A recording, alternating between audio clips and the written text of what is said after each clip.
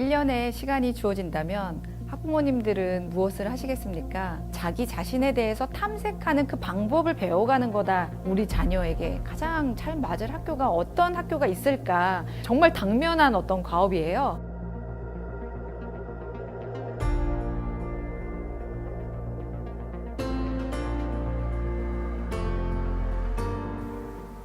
안녕하십니까? 한국항공대학교 교수 김희준입니다.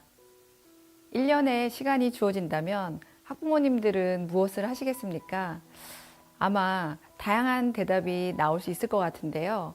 또 사람에 따라서 무엇을 하느냐에 따라서 또 어떤 변화를 이끌어내느냐가 그 결과가 달라질 거라고 생각이 됩니다.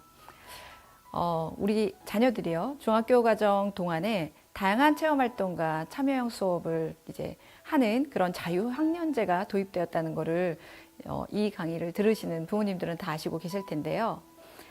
자유학년제, 그렇다면 이 긴 1년의 시간을 우리 아이들과 함께 어떻게 활용하면 좋을까 아마 궁금하시리라 생각이 됩니다. 짧게는 1학기, 길게는 1년, 그러니까 우리 이제 자녀들이 시험에서 조금 자유롭게 자신의 어떤 재능과 그다음에 자기의 어떤 가능성을 키워나갈 수 있는 그런 시간들이 주어지는 건데요. 이 시간 동안 진로와 관련된 활동에 좀 집중해 주셨으면 좋겠다는 당부를 드립니다. 중학교 학생들이 이제 앞으로 커서 무엇이 될까 이런 진로에 대한 궁금증이 굉장히 많은데요. 새로운 활동, 내가 그동안에 해보지 않았던 그런 활동에 참여하면서 나의 어떤 천직을 발견하거나 그렇지는 않습니다. 사실 우리 자녀들이 앞으로 살아갈 날이 굉장히 더 많이 있고 커가면서 자기의 어떤 또 적성과 또 능력도 개발되어지는 측면이 있기 때문에 다양한 활동 속에서 자기의 숨겨진 일면을 발견해 나가는 그런 시간으로, 그러니까 자기 탐색의 시간으로 활용해 주셨으면 하는 그런 당부를 드리고자 합니다. 자, 두 번째는요, 우리 학생들이 자유학기 혹은 자유학년제가 무엇이 좋았냐, 이렇게 제가 이렇게 많은 학생들한테 질문을 해보면 우리 반 아이들 넘어서 또 우리 학교 친구들을 넘어서 다양한 친구들을 만나고 함께 뭔가 협력의 어떤 프로젝트나 과제에 참여했던 그 경험이 너무 좋았노라, 자, 이렇게 얘기한 친구들이 굉장히 많았습니다. 다양한 친구들과 함께 동아리 활동을 하고 프로젝트를 하고 또 캠프에 참여하고 이런 과정을 통해서요, 나와 다른 여러 사람들하고 소통하고 협력하고 또 폭넓은 인간관계를 맺을 수 있겠죠. 정말 중요한 건 우리가 낯선 누군가와 함께 원만하게 소통하고 또 협력하는 것이 굉장히 필요로 하는 그런 사회에 살고 있는데, 지금 자유학년제에서 하는 많은 프로젝트 수업이 이제 이러한 측면을, 이러한 우리 소통의 역량을 키워나가는데 대단히 도움을 줄 수 있는 그런 시간이라고 저는 생각합니다. 그리고 세 번째는요, 너무 중요한 부분인 것 같습니다. 이제 부모님들은 시험이 없기 때문에 그냥 우리 아이들이 자유학년제 동안에 그냥 놀고 마는 거 아닌가. 그래서 우리 자유학년제에 들어온 친구들도 그냥 노는 시간쯤으로 이제 여긴다면 사실 이 1년의 시간이 너무 허비될 수도 있다고 생각합니다. 이 기간 동안에는 비록 우리가 기말고사 또 혹은 중간고사 이런 시험은 없지만 평가가 없는 것은 아니거든요. 그리고 꼭 시험 때문이라서가 아니고 또 평가 때문이라서가 아니고요. 이 시간 동안에는 자기가 무엇을 할지, 어떤 활동에 참여할지 스스로 목표를 세우고 또 계획을 짜고 시도해보는 그런 자기 주도적인 태도를 갖추는 것이 정말 필요한 시간이고 또 그런 것들을 함양할 수 있는 시간이라고 저는 생각합니다. 조금 전문적인 얘기를 드리자면 요즘 최근에 나오는 진로 이론에서는요, 이런 자기 주도적인 능력을 굉장히 강조하고 있어요. 아마도 안정되고 확실한 그러한 직업 세계에 어떤 우리가 커서 그런 직업 세계로 들어간다기보다는 변화무쌍하고 또 예측하기 어려운 그런 시대에 살아갈 수밖에 없다라는 것을 우리가 전부 다 공감하기 때문이겠죠. 그래서요, 미래의 어떤 진로 역량이라고 한다면 가장 중요한 것이 자기 주도적인 태도를 갖추는 것입니다. 그러니까 무엇인가 주어진 거를 그냥 수동적으로 따라가서 행하는 것이 아니라 자기만의 목표를 세우고 또 그 목표를 향해서 끊임없이 실험해보는 그런 시간이 되셨으면 정말 좋겠습니다. 자유학년 기간 동안에 어떻게 그러면 진로 탐색을 하느냐, 이제 그것이 또 우리 학부모님들과 우리 학생들이 또 막연할 수 있는데요. 제가 한 3가지 정도 큰 주제로 말씀을 드리겠습니다. 첫 번째는 너무 중요한 부분인데요. 자기 자신에 대해서 이해할 수 있어야 되겠죠. 중학교 때 이 자기 자신에 대한 이해를 완료하고 그 다음 단계로 넘어간다는 뜻은 절대 아닙니다. 자기 자신에 대해서 탐색하는 그 방법을 배워가는 거다라고 말씀드릴 수 있을 것 같습니다. 자기 자신에 대한 이해를 해보라 라고 하면 좀 막막하죠. 학생들에게 아마도 다양한 캠프, 아니면 직업인 멘토링, 체험 활동, 그리고 내가 선택한 동아리 활동, 그리고 학교 바깥에서 하는 봉사 활동 등 아마 굉장히 다양한 활동들이 여러분들을 기다리고 있을 텐데요. 이 활동에 참여하는 게 물론 가장 중요하겠죠. 주도적으로 참여하는 거요. 이 참여한 활동들을 그대로 흘려보내는 것이 아니고 과연 그 안에서 무엇이 있었는가 성찰하고, 더 나아가서는 그 성찰의 경험들을 잘 기록해 놓는 것이 굉장히 중요합니다.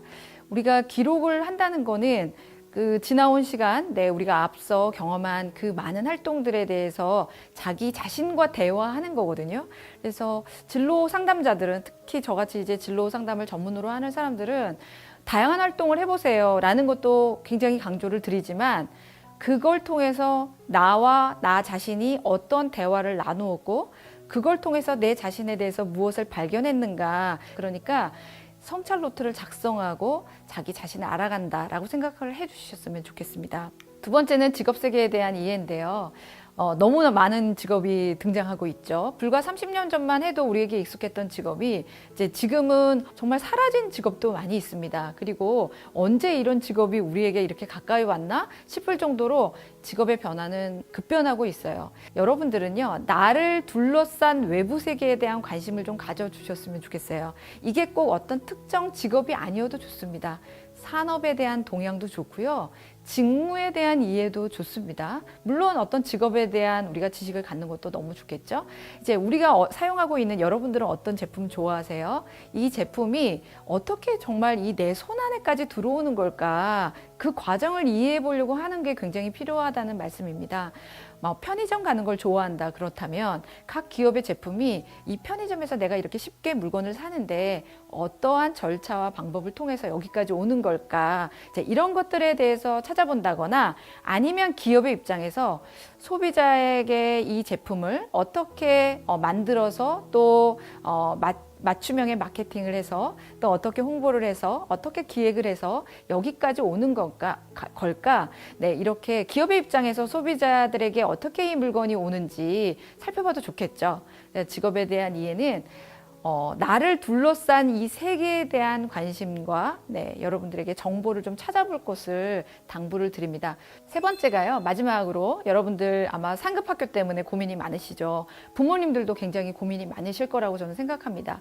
진로라고 하면 먼 미래에 어른이 되고 나서 어떤 직업을 갖고 내가 어떤 일의 경험을 하고, 물론 이렇게 생각하실 수도 있지만 상급 학교는 정말 당면한 어떤 과업이에요. 그러다 보니까 우리 학생들과 부모님이 많은 정보를 좀 찾아보고 실제로 이 상급 학교에 대한 의사결정을 하기 위해서 노력을 좀 하셔야 돼요. 왜냐하면 특성화고, 특목고, 예술학교, 아니면 대안학교, 이게 각지에 이런 이제 어떤 다양한 종류의 학교들이 있는데, 여기서 과연 우리 자녀에게 가장 잘 맞을 학교가 어떤 학교가 있을까를 찾으시면 또 그 이후의 진로가 굉장히 달라질 수 있을 거라고 저는 생각합니다.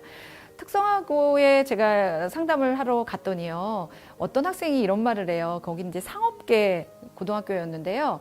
본인이 이 상업계 고등학교에 오겠다라는 생각을 아주 중학교 때 아주 명료하게 했대요. 왜냐하면 학교 다니면서 선생님들하고 진로 체험 시간에 해보니까 너무너무 재미있었대요. 이 회계 과목도 너무너무 재밌고 수를 다루는 거에 흥미가 있다는 걸 알아서 너무너무 특성화고에 오고 싶은데, 이제 큰 장벽이 누구였느냐 라고 하니까 그 큰 장벽이 부모님이었대요. 자기가 이 특성화고에 진학을 할 때까지 거의 6개월 정도를 부모님을 설득해서 오히려 이제 이 상급 학교에 진학을 했는데요.